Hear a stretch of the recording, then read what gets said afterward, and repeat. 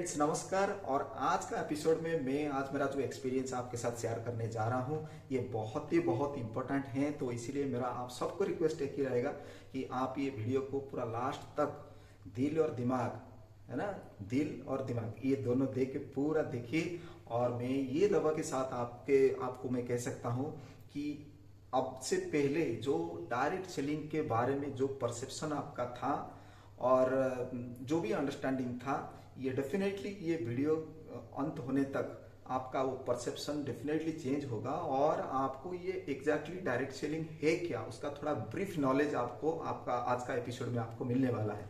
तो इसीलिए वो बीच में वो स्किप मत कीजिए और लास्ट तक रहिए और डेफिनेटली ये जो सेशन है, ये जो मेरा एक्सपीरियंस है, आपको डेफिनेटली हेल्पफुल होगा। तो जैसे मैं कल जो मेरा जो लास्ट वीडियो है इसमें जैसे मैं बताया था, मेरा तो ऑब्जेक्टिव के बारे में, ये चैनल बनाने का ऑब्जेक्टिव के बारे में मैं थोड़ा बहुत बताया था और थोड़ा सा विस्तार रूप से अगर मैं बताना चाहूँगा कि जैसे कि मैंने बताया, I am also a direct selling professional and before that मैं काफ़ी साल मैंने कॉर्पोरेट में जॉब किया हूँ।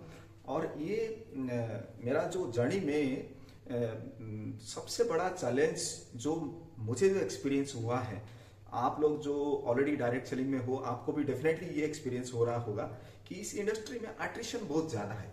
एट्रिशन अगर मैं बोल रहा हूँ, अगर सरल शब्द में अगर मैं एग्जांपल देके आपको बताऊँ, आप अगर ऑलरेडी डायरेक्ट सेलिंग में हैं तो आपको डेफिनेटली ये एक्सपीरियंस हो रहा होगा कि आप कुछ लोगों को रिक्रूट करते हो और कोई आके फिर दूसरा दिन गिव अप कर देता है, तीसरा दिन से फोन उठाना बंद कर देता है, या नहीं तो कोई 15 दिन 1 महीना कुछ प्रोडक्ट्स ले लिया और प्रोडक्ट्स यूज कर लिया, फिर उसके बाद आप जैसे जो एक्सपेक्टेशन आपका था उसी एक्सपेक्टेशन के हिसाब से वो काम नहीं कर रहा है। और कई लोग तो आप 1 साल 6 महीना 1 साल के बाद भी वो गिव अप कर दे रहे हैं। कुछ लोग आप जिस कंपनी के साथ जुड़े हुए हो, जिस कंपनी में आप वो डायरेक्ट सेलिंग कर रहे हो, उसको छोड़ करके कोई दूसरे कंपनी में भाग जाते हैं, कोई पूरा इंडस्ट्री छोड़ देता है। तो इस तरह का ये जो एट्रिशन है, ये अगर आप डायरेक्ट सेलिंग इंडस्ट्री में हो डेफिनेटली आपके साथ हो रहा होगा और ये मेरे साथ भी हो रहा है। और मैंने इसलिए सोचा कि क्या ना जो मेरा जो एक्सपीरियंस जो है मैं आपके साथ भी शेयर करूं और आप भी मुझे कमेंट में लिख सकते हैं। आपका अगर कुछ दूसरा कोई टिप्स हैं, आप ऐसा कुछ चैलेंजेस को फेस किए हैं और आप कुछ सॉल्यूशन फिगर आउट किए हैं और वो जो सॉल्यूशन आपका अगर काम में आया है तो डेफिनेटली आप कमेंट बॉक्स में लिख सकते हैं जिसमें कि बहुत सारे डायरेक्ट सेलिंग प्रोफेशनल को मदद मिलेगा। और ये और एक ये तो एट्रिशन का रहा। और इससे ये डायरेक्ट सेलिंग इंडस्ट्री को आने से पहले ये एक कैटेगरी है, जो कैटेगरी में क्या होता है कि डायरेक्ट सेलिंग आपको भी ये अनुभव हो रहा होगा अगर आप डायरेक्ट सेलिंग इंडस्ट्री में हो।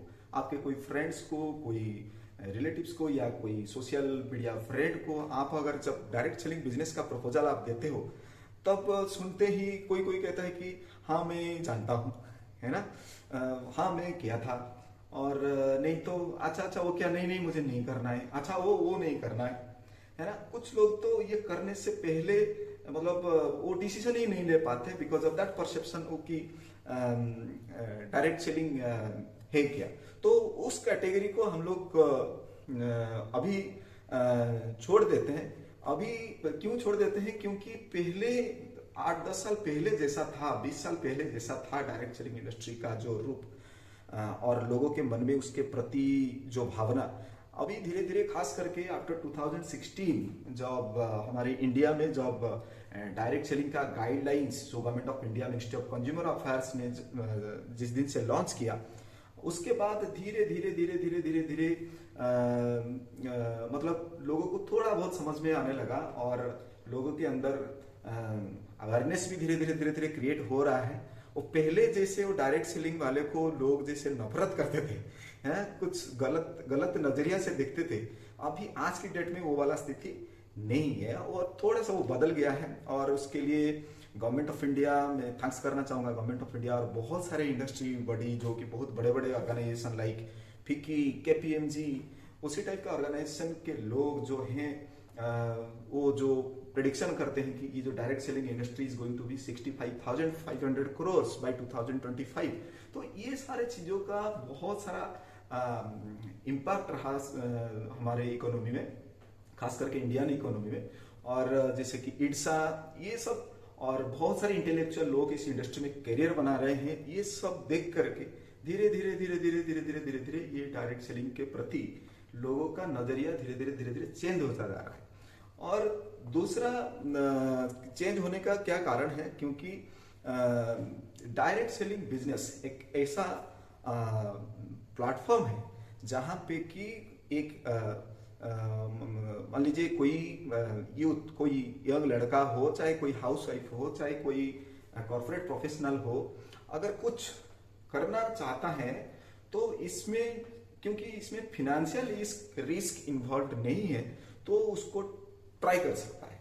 तो आज की डेट में देखिए, और खास करके ये जो कोविड के जो स्थिति है, कोविड में ये सब, ये पैंडेमिक का क्या हाल है हम सबको पता है। और बहुत सारे लोगों का जॉब लॉस हो गया है, बहुत सारे लोगों का जो बड़े बड़े बिजनेस था वो भी काफी उसका स्थिति खराब हो गया है। तो लोगों को तो इनकम चाहिए डेफिनेटली। और इंडिया जैसे आपको भी पता होगा, इंडिया जैसे एक कंट्री है जिसमें कि more than 65% population are under 35 years of age. और वो जो अंडर 35 ईयर्स एज हैं उनको क्या चाहिए, उनको तो इनकम चाहिए। और इनकम करने का सिर्फ दो ही रास्ता है, आइदर जॉब और बिजनेस। और ये जो जॉब है, जॉब का स्थिति आप सब जानते हैं, तो इसके बारे में हम लोग चर्चा नहीं करेंगे। और जहां तक कन्वेंशनल बिजनेस, दूसरा कोई बिजनेस, ट्रेडिशनल बिजनेस की बात है, तो उसके लिए वो आइडिया चाहिए, फिर वो कैपिटल चाहिए, बहुत सारा लीगल फॉर्मेलिटी चाहिए, फिर एग्जीक्यूशन के लिए वो बहुत सारा झमेला उठाना पड़ता है, जिसके चलते बहुत सारे नौजवान जो हैं, जो कुछ कमाना चाहते हैं, कमाने के लिए वो रिस्क उठाना नहीं चाहता है, तो इसीलिए उसमें नहीं घुसता है। तो इसीलिए तो करेगा क्या? तो अभी मार्केट में, इंडियन इकोनॉमी में ये एक वर्ड है डायरेक्ट सेलिंग, जिसमें कि कैपिटल इन्वेस्टमेंट नहीं है और लोग मेहनत करके उसको राइट वे में सीख करके अगर करेंगे तो अच्छा खासा मतलब इनकम जनरेट वो कर सकते हैं। खास करके इसीलिए वो बहुत सारे यूथ को भी ये जो डायरेक्ट सेलिंग आजकल आज की डेट में अट्रैक्ट कर रहा है। तो वो तो है, उससे पहले वो जो कैटेगरी जो मैंने बताया। दूसरा जो अट्रिशन होता है ना, तो ये जो अट्रिशन वो सबसे बड़ा चैलेंजिंग है। मान लीजिए कि आप किसी को बोले, वो आ गए आपके बिजनेस में आ गए, और उसके बाद जो होता है वो क्या करते हैं ना, कोई एक दिन में छोड़ देता है, कोई 10 दिन में छोड़ देता है, कोई 1 महीने में छोड़ देता है, कोई 1 साल में छोड़ देता है, नहीं तो 3 महीना इधर रहा, दूसरा कोई कंपनी आ गया, उसको कोई प्लान बता दिया, वो इधर छोड़ के उधर भाग गया है। तो ऐसा सब दिखने को मिलता है। तो इसीलिए ये क्या करे ताकि ये जो अट्रिशन है, ये अट्रिशन को चेक कर सकते हैं हम लोग।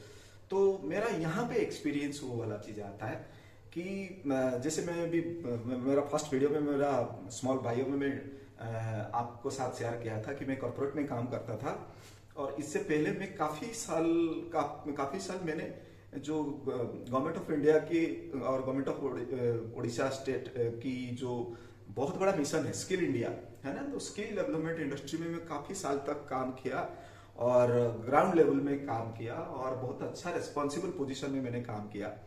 और उसी समय मैं कंपनी का नाम नहीं बता रहा हूँ आपको, एक कंपनी का अच्छा कंपनी में मैं जब काम कर रहा था, उसी समय में हमारे साथ और एक बहुत ही अच्छा मतलब एक ऑर्गेनाइजेशन हमारे साथ हाथ मिलाए थे, हम लोग पार्टनरशिप में कर रहे थे, और उनका भी नाम नहीं बता रहा हूँ। और उनका एक प्रोग्राम था, जो प्रोग्राम का भी नाम मैं नहीं बता रहा हूँ आपको, लेकिन वो प्रोग्राम का ऑब्जेक्टिव था कि अट्रिशन को कैसे चेक करें, क्योंकि वो इंडस्ट्री में भी वही चीजें हैं। वही चीजें क्या है, ज्यादातर वो जो प्रोग्राम जो चल रहा था, प्लेसमेंट लिंक्ड ट्रेनिंग प्रोग्राम, तो हम लोग क्या करते थे, बच्चे को मोबिलाइज करते थे, फिर उनको ट्रेनिंग देते थे। Let's say for example swing machine operator है, तो इलेक्ट्रिशियन है, प्लम्बर, तो वेल्डर, जैसे होटल इंडस्ट्री के लिए, टूरिज्म इंडस्ट्री के लिए उन सबको ट्रेनिंग, स्किल डेवलपमेंट ट्रेनिंग दिया करते थे और उनको कंपनी कंपनी बुला के उनका इंटरव्यू करवाते थे और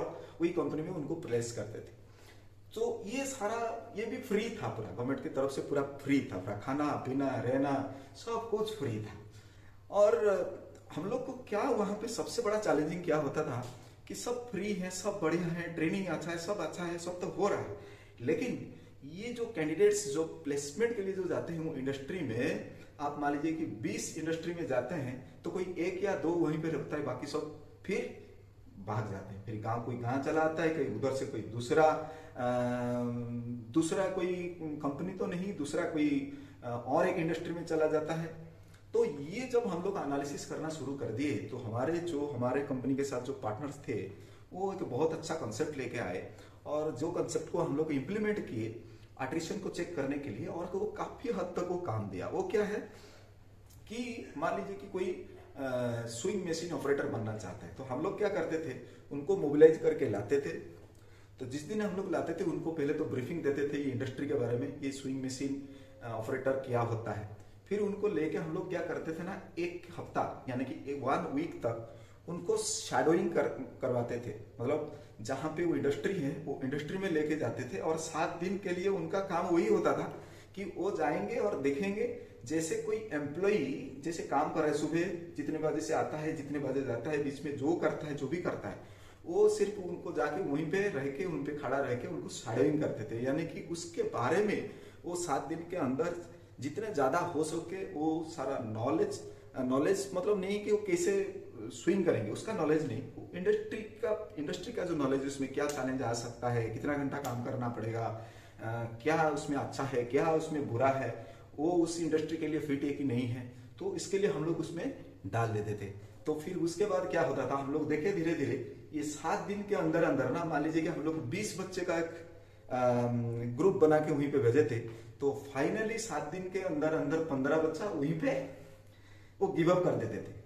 और जो 5 बच्चे जो बच गए वो 5 फिर से हम लोग मोबिलाइज करके लाते थे। ऐसे करके हम लोग एक कंक्रीट टीम हम लोग क्रिएट करते थे, एक टीम क्रिएट करते थे और वो सारे लोगों को, वो सारे कैंडिडेट्स को हम लोग ट्रेनिंग में डालते थे, अच्छे से ट्रेनिंग देते थे। उसके बीच में सारा कोई उनका स्किल डेवलपमेंट ट्रेनिंग सब चलता था। फिर उसके बाद जब वो प्लेसमेंट के लिए जाते थे और हमारा जो रिटेंशन का परसेंटेज है ना, तो वो बहुत बढ़ गया। तो वो हमारा एक्सपीरियंस यहीं पे मैं आपके साथ शेयर करना चाहता हूँ और इसीलिए खास करके यही मेरा जो चैनल है।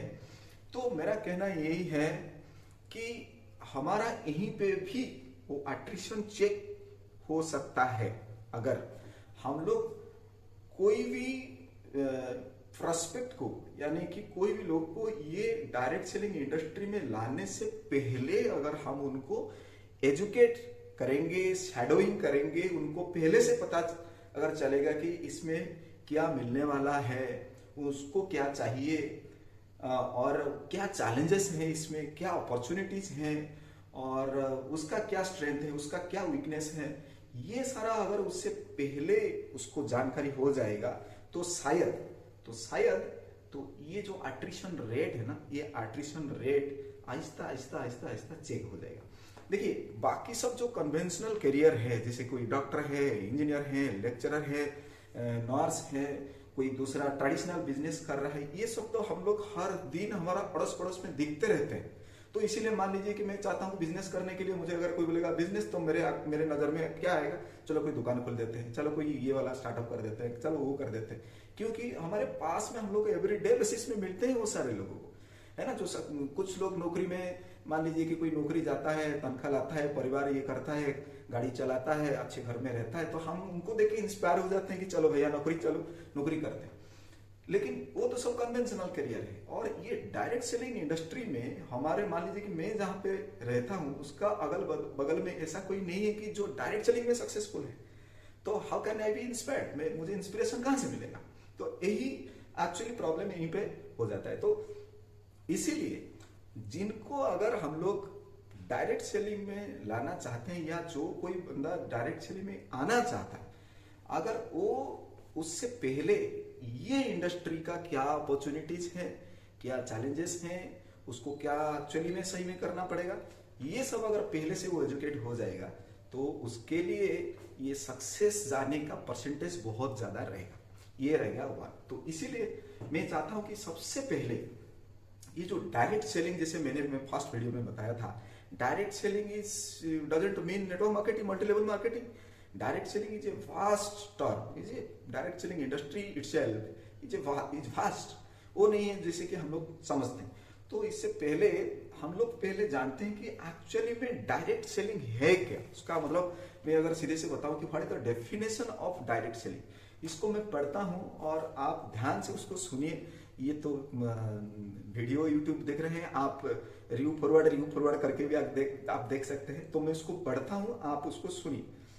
Direct selling is the selling of products, है ना। Direct selling is the selling of products. उसका मतलब क्या हुआ, यहीं पे एक गलत परसेप्शन था जो खास करके मेरा था।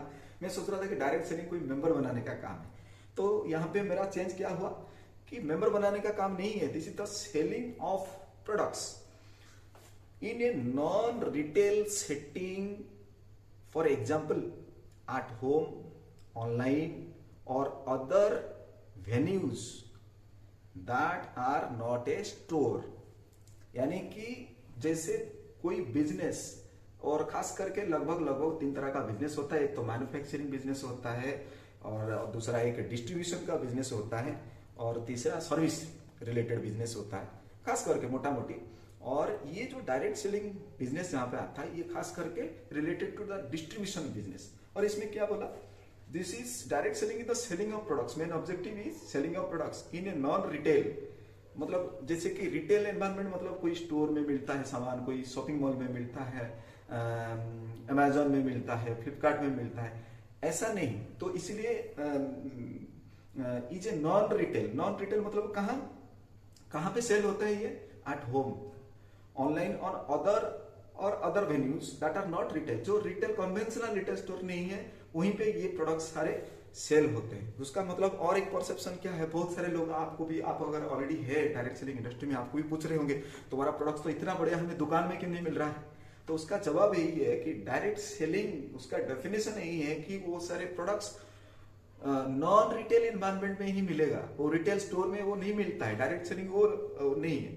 So it eliminates so much middlemen, जैसे कि who are involved in distribution such as wholesalers and regional distribution centers, जैसे कि CF agent, आपका wholesaler, distributor, ये so much of middleman का इसमें ये डायरेक्ट सेलिंग एलिमिनेट कर देता है।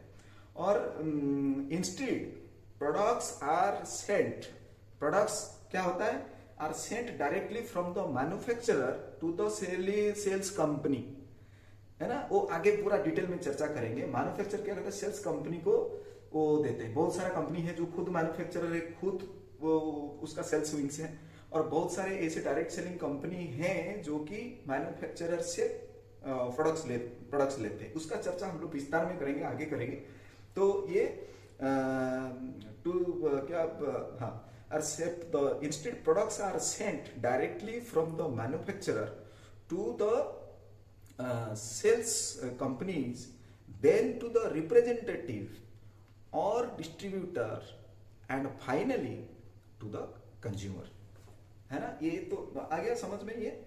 तो products sold via direct sales are not typically found in traditional retail locations. यानी कि जो डायरेक्ट सेलिंग कंपनी के द्वारा जो प्रोडक्ट्स बेचता है, कस्टमर के पास जाता है, वो लगभग टिपिकली वो सारे मतलब ट्रेडिशनल रिटेल लोकेशन में वो मिलता नहीं है। ये जो लाइन को भी याद रखिएगा, बाद में इसके लिंक और एक हम लोग विस्तार से हम लोग डिस्कशन करेंगे। This means that finding a distributor और representative is the only way to buy the products.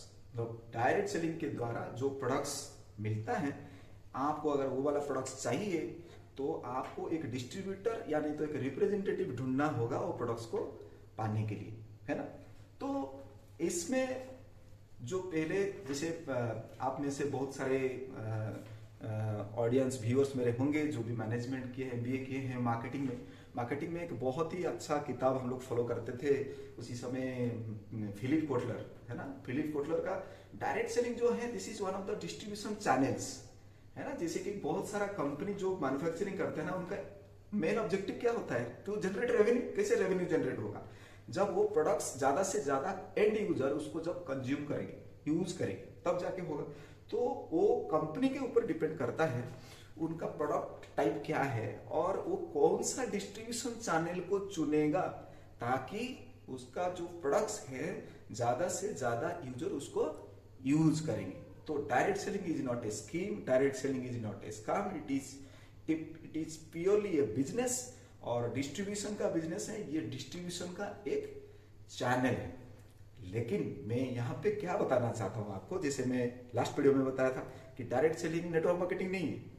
तो अब ये जानते हैं कि डायरेक्ट सेलिंग तो क्या है, वो तो मैंने बता दिया, डेफिनेशन में आपको पता चल गया। अभी डायरेक्ट सेलिंग वो फिर होता है, दो मॉडल उसका होता है। बहुत सारे जो मैन्युफैक्चरर होते हैं ना, तो डायरेक्ट सेलिंग करवाते हैं, थ्रू डायरेक्ट सेलिंग उनका प्रोडक्ट्स को जो कंज्यूमर एंड यूजर तक पहुंचाते हैं, उसका दो मॉडल होता है। एक मॉडल तो यह होता है थ्रू कंपनी रिप्रेजेंटेटिव। जैसे कि मैं जब एमबीए करता था और एमबीए के टाइम में दौरान, उसके दौरान भी मैं यूरेका फॉब्स का एक्वागार्ड सेल किया करता था, है ना। यूरेका फॉब्स जो है that is also direct selling company. तो वहां पे उनका जो एक्वागार्ड उसी समय ना वो दुकान में नहीं बेचता था, क्योंकि दुकान में अगर वो रख देता ना, कोई उसको नहीं लेता, क्योंकि उसी समय भी उसका कीमत बहुत ही ज्यादा था। और लोग अगर दुकान में जाते और उनको पूछते कि इसका रेट क्या है, वो प्राइस सुनते ही नहीं लेते शायद। और हम लोग क्या करते थे, इसीलिए यूरेका फॉब्स क्या करता था, हम लोगों को बीच में रखता था, वी आर द रिप्रेजेंटेटिव। तो हम क्या करते थे, हम लोग जाके डोर टू डोर जाके लोगों को पानी के बारे में बताते थे, उनसे अपॉइंटमेंट लेते थे और अपॉइंटमेंट लेके उनको जाके डेमोन्स्ट्रेशन दिखाते थे, एक्सप्लेन करते थे अच्छे तरह से, उनका वैल्यू बताते थे। तो वैल्यू मालूम होने के बाद फिर वो कस्टमर माइंडसेट करता था, डिसीजन लेता था और ये एक एक्वागार्ड खरीदता था। तो वो जो यूरेका फॉब्स और एंड यूजर के बीच में हम लोग थे रिप्रेजेंटेटिव, एंड बेसिकली हम लोग सैलरी प्लस इंसेंटिव्स, ये दोनों में हम लोग काम करते थे। ये हो गया एक मॉडल डायरेक्ट सेलिंग का। और एक मॉडल क्या है ना, और एक मॉडल है जिसमें कि थ्रू इंडिपेंडेंट सेल्स, जो कहते हैं कि सेल्समैन, यानी तो इंडिपेंडेंट, वो कमीशन एजेंट आप बोल सकते हो, यानी तो फ्रीलांसिंग सेल्स पर्सन बोल सकते हो। इसमें कोई नौकरी, कोई सैलरी इसमें नहीं है। वो लोग वो क्या करते हैं, कोई कंपनी मान लीजिए कि मैं उससे सैलरी ले लूंगा, मेरा जिम्मेदारी है मेरा टर्नओवर करना, जितना टर्नओवर करूंगा उस हिसाब से मुझे कमीशन मिलेगा। तो मैं क्या करूंगा, और बीच में कोई नहीं है, मैं कस्टमर को जाके मैं कस्टमर क्रिएट करूंगा, मैं कस्टमर नेटवर्क बनाऊंगा और सामान कंपनी से लाऊंगा और मैं मीडिएटर हूं और मैं उनको कस्टमर एंड यूजर तक मैं पहुंचाऊंगा। ये एक मॉडल है। और एक मॉडल क्या है कि जिसको कहते हैं कि इंडिपेंडेंट बिजनेस ओनर। सेल्समैन और बिजनेस ओनर, ये दोनों के अंदर काफी सारा डिफरेंस है। इसके बारे में भी हम लोग अगला एपिसोड में हम लोग चर्चा करेंगे। बहुत सारे लोग इसमें कंफ्यूज हो जाते हैं, कंपनी चुनने में भी कंफ्यूज हो जाते हैं, क्योंकि उनको पता नहीं चलता, क्योंकि उनका नॉलेज नहीं होता। पता नहीं चलता है कि हम लोग वहां सेल्समैन बनने जाते हैं या बिजनेस ओनर बनने जाते हैं, है ना। तो वो बहुत ही इंपॉर्टेंट है समझना, सेल्समैन और business owner. A business owner is a salesman, but A salesman is not necessarily A business owner. तो उसके बारे में हम लोग ज्यादा चर्चा करेंगे। आज मैं खाली ब्रीफली आपको बता दे रहा हूँ ताकि आपको भी आज इंटरेस्ट जनरेट हो कि चलो आगे आगे सुनते हैं एक्चुअली वो है क्या। तो ये खास करके डायरेक्ट सेलिंग जो क्या है और डायरेक्ट सेलिंग का जो मॉडल मैंने बताया। अभी जानेंगे टाइप्स ऑफ डायरेक्ट सेलिंग, है ना। टाइप्स ऑफ डायरेक्ट सेलिंग, वो जो जैसे एक टाइप होता है डायरेक्ट सेलिंग को, जिसको हम लोग कहते हैं सिंगल लेवल डायरेक्ट सेल्स, है ना। मैं खाली आज नाम ही बता दे रहा हूं आपको और बाद में इसके बारे में हम लोग डिटेल में चर्चा करेंगे, है ना। खाली याद रखिए, number 1 single level direct sales, दूसरा होस्ट और पार्टी प्लान सेल्स। कुछ लोगों को पूरा ये टर्मिनोलॉजी नया नया लग रहा होगा, लेकिन फ्रेंड्स ये जानकारी हम खुद को होना as a direct selling professional ये बहुत जरूरी है, और जिनको हम लोग ला रहे हैं उससे पहले उनको एजुकेट करना भी बहुत जरूरी है। तो इसीलिए ये नाम याद रखिए, हम लोग इसके बारे में डिटेल में चर्चा करेंगे। दूसरा क्या, होस्ट और पार्टी प्लान सेल्स। और जो तीसरा है इसमें, तीसरा जो एक्चुअली हम लोग जिसको हम लोग डायरेक्ट सेलिंग समझते हैं पूरा, है ना, इसको मल्टी लेवल मार्केटिंग, कोई कहते हैं कि मल्टी लेवल मार्केटिंग MLM, कोई कहते हैं कि मल्टी लेवल फ्रेंचाइजी डिस्ट्रीब्यूशन, है ना, कोई कहते हैं कि नेटवर्क मार्केटिंग, और कोई कहता है कि सोशल कॉमर्स। और मैं जो खास करके ये जो अट्रिशन, रिटेंशन, आगे कैसे बढ़ेंगे, ये सब जो हम लोग डिफरेंट एपिसोड्स में मैं जो मेरा एक्सपीरियंस शेयर करूंगा, mostly related to this multi level marketing, MLM और नेटवर्क मार्केटिंग और multi level franchise distribution, social commerce, इसके बारे में हम लोग ज्यादा चर्चा करेंगे। और ये जो मैंने आपको बताया ये याद रखिए, इस वो अगला एपिसोड में हम लोग इसका डिटेल में और थोड़ा सा डिटेल में हम लोग विस्तार से डिस्कशन करेंगे, ताकि कोई अगर आके कोई नया ये इंडस्ट्री में करियर बनाना चाहेगा, उससे पहले ये अगर ये जानकारी उसको हो जाएगा ना, तो उसका क्या होगा, वो एक सही कंपनी चुन पाएगा। और दूसरा, अगर वो काम करेगा बीच में वो गिव अप नहीं करेगा, क्योंकि उसको पहले से ही समझ है कि इसमें क्या चैलेंजेस है, क्या अपॉर्चुनिटीज है।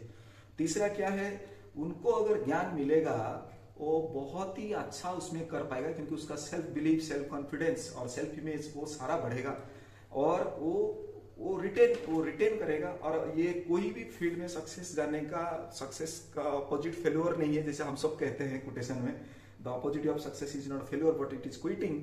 तो इन बिटवीन क्विट नहीं करेगा और वो डेफिनेटली वो सक्सेसफुल हो जाएगा। तो आज बहुत ज्यादा समय मैंने ले लिया और इतना समय अगर नहीं लेता तो शायद ये मैं जो आपके साथ शेयर करना चाहता था वो शायद मैं नहीं शेयर कर पाता। तो आज का ये जो वीडियो थोड़ा सा बड़ा है, लेकिन मैंने फ्रेंड्स ये जो मैं आपके साथ जो एक्सपीरियंस तो आगे जो शेयर करने वाला हूँ, वो डेफिनेटली जो प्रोस्पेक्ट्स हैं, जो यंगस्टर्स हैं, जो कि आज की डेट में दूसरा कोई ऑप्शन नहीं है और लाइफ को चेंज करना चाहते हैं through this direct selling platform, और आप लोग जो ऑलरेडी इसमें हो, जो आपको टीम एक तगड़ा क्वालिटेटिव टीम बनाने की कोशिश में हो, आप सबको ये मेरा एक्सपीरियंस डेफिनेटली मदद करेगा, ये मेरा मानना है। और मैं भगवान से प्रार्थना करता हूँ और उम्मीद भी रखता हूँ मेरा एक्सपीरियंस से कोई एक का भी अगर जिंदगी चेंज हो जाता है तो उसके लिए मैं बहुत ही खुशकिस्मत रहूँगा। और तो इसीलिए मैं फिर से कहूँगा, अगर ये आपको इंटरेस्टिंग लग रहा है तो ये चैनल को सब्सक्राइब कीजिए और ज़्यादा से ज़्यादा लोगों के साथ इसको शेयर कीजिए, ताकि वो कोई भ्रम में ना पड़े बिफोर स्टार्टिंग हिज करियर। और अगर आए तो माइंडसेट करके आए, डिसाइड करके आए और ये इंडस्ट्री में लंबा समय तक रहे और एक अच्छा सा करियर बनाए। तो दोस्तों आज के लिए इतना ही, और अगला एपिसोड के लिए मैं रहता हूँ। नमस्कार।